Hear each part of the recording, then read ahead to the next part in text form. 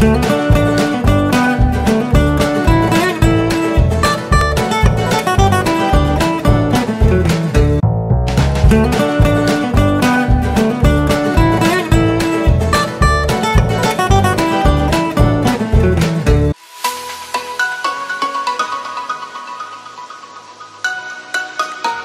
pengalamannya dalam mengolah belimbing ulu yang begitu mudah dan murah untuk biaya produksinya, beliau menularkan ilmunya dalam mengolah belimbing ulu kepada ibu-ibu PKK Kelurahan Nusukan.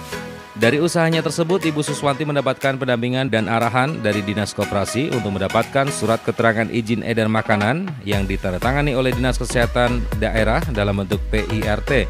Tidak itu saja, dari Dinas Koperasi juga memberikan bimbingan melalui PLUT atau Pusat Layanan Usaha Terpadu Kota Surakarta. Di antaranya, bimbingan cara membuat bungkus makanan dan minuman yang baik, manajemen produksi yang baik, dan masih banyak lagi bimbingan lainnya. Dan semua bimbingan dan konsultasi itu dilakukan oleh Dinas Koperasi secara gratis.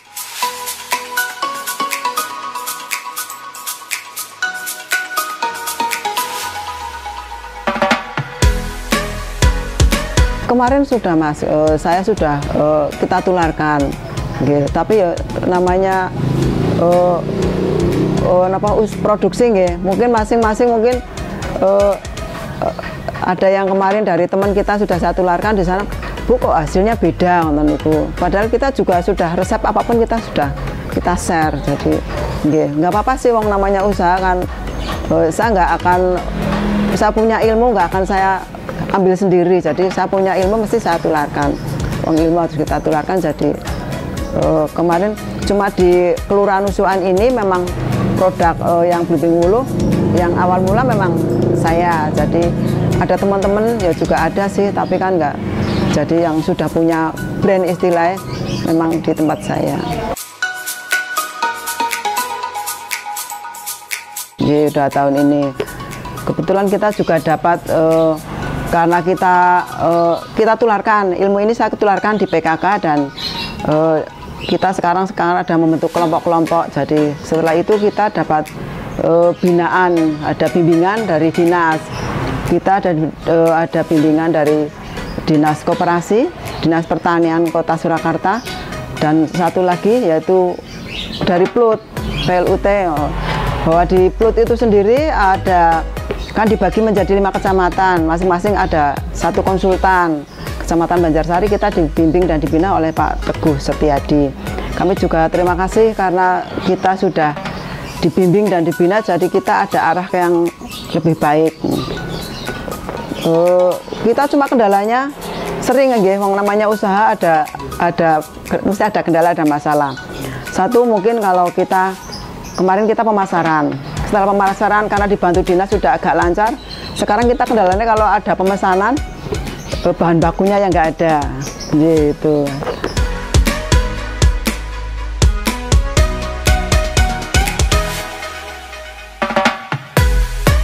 Waktu itu karena kita di dinas kan ada informasi pelatihan, nah kita ikut. Setelah itu jadi kita terus sampai hari ini, jadi kita dilibatkan. Kita sudah ada komunitasnya di sana ya, di PLUT tadi, dari aneka olahan-olahan. Yang sering kita ikuti sudah aneka olahan, terus ada pelatihan cara pengemasan, produk pengemasan. Ada lagi kemarin mungkin untuk membuat brand, itu baru itu kita kemarin gratis, semuanya gratis. Kita juga terima kasih sudah dibina secara gratis, termasuk PIRT. Kita kan ada beberapa olahan, cuma kita baru satu yang punya PIRT karena masing-masing dari olahan kan PIRT-nya harus sendiri-sendiri. Jadi saya yang baru punya karena awalnya kita membuat sirup, jadi yang saya baru punya sirupnya. Kemarin kita setelah dibantu dari PLUT itu, kita udah diberi kesempatan masuk ke Ganep, ada ke Era Jaya, ada juga ke Es Pocong. Kemarin kita jadi menitipkan di toko-toko besar itu, karena waktu itu kita juga ada pelatihan, kita dipertemukan sama yang sudah punya nama itu, jadi kita masih dibimbing ke sana. Kebetulan teman-teman kita juga sudah ada yang cepat naik kelasnya. Kita berharap semoga nanti saya juga cepat seperti teman-teman bisa naik kelas.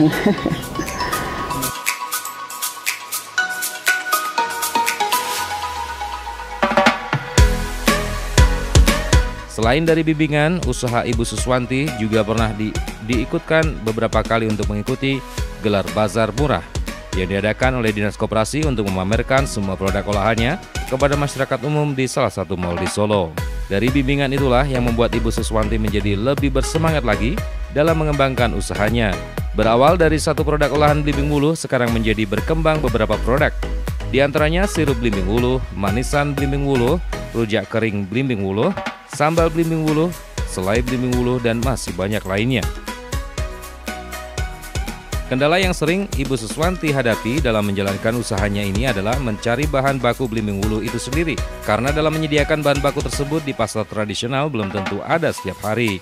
Bahkan Ibu Suswanti dalam menyediakan bahan baku belimbing wuluh pernah sampai membelinya di kota Boyolali dan Karanganyar. Maka dari itu, Ibu Suswanti mempunyai inisiatif untuk membagikan beberapa tanaman atau bibit belimbing wuluh kepada masyarakat sekitar tempat tinggal. Diharapkan ketika berbuah nanti, dirinya bisa menggunakan sebagai bahan baku dalam pembuatan aneka ragam olahan belimbing wuluh.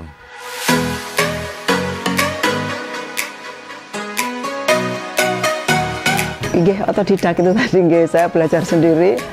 Jadi karena terus ada yang mencoba-coba, kebetulan waktu itu saya pas produksi ada tamu dari Jogja nggih, kebetulan ngendikannya Pak dosen UGM. Saya cerita apa hasil saya, produk saya ini saya cerita, terus dari beliau malah bilang, Bu, kalau memang penjenengan bikinnya pewarnanya itu dari bunga belimbing wuluh, itu sangat bagus karena bunganya sendiri mengandung madu propolis. Jadi malah kalau bisa monggo dikembangkan. Cuma saat ini kita pengembangannya susah, kalau pas ada pemesanan banyak, bahan bakunya yang nggak ada. Malah saya sendiri Mas, saya sendiri pernah ke teman-teman, pernah memberi bantuan pohon belimbing wuluh biar mereka menanam. Jadi kalau syukur bagai ibu-ibu itu mau mengembangkan, tapi karena belum bisa, jadi yang penting kan sudah menanam. Kalau nanti tidak bisa, hasil panennya itu biasanya dilempar ke saya. Jadi sementara baru lingkup sini kemarin pernah saya pesanan banyak, saya nggak ada bahan baku, saya sampai cari keluar kota. Jadi sampai ke Boyolali, sampai ke Sragen pernah. Paling sedikit nggih, paling sedikit saya 5 kilo. Nggih, paling sedikit. Karena biasanya belimbing kan, tapi ya yang seringnya ya 15 kilo, 20 kilo. Kalau ngambil ke teman-teman sampai sak karung itu.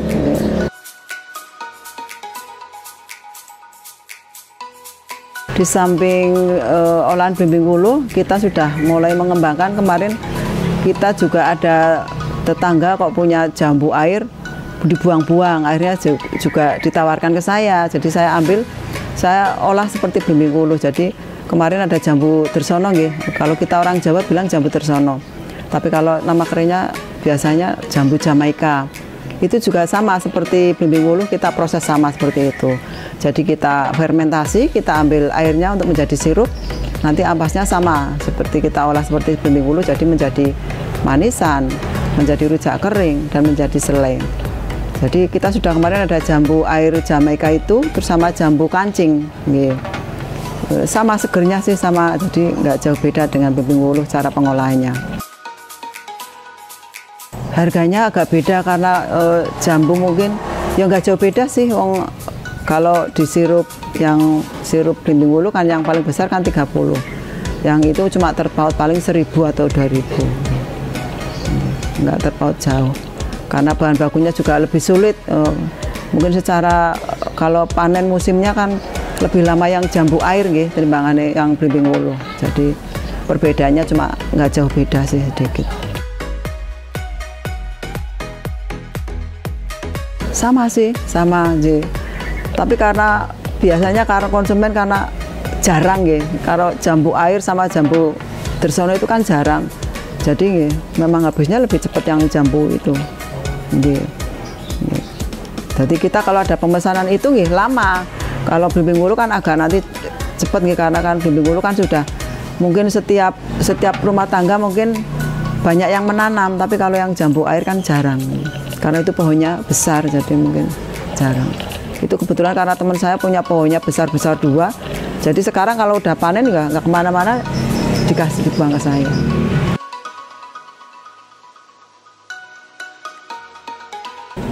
Sama seperti belimbing wuluh, jadi prosesnya sama, kita jambu cuci bersih, nanti kita potong-potong kecil. Kalau kita yang belimbing wuluh kan cuma dibelah jadi 2. Nanti kalau jambu itu kan besar bentuknya, jadi potong tipis-tipis.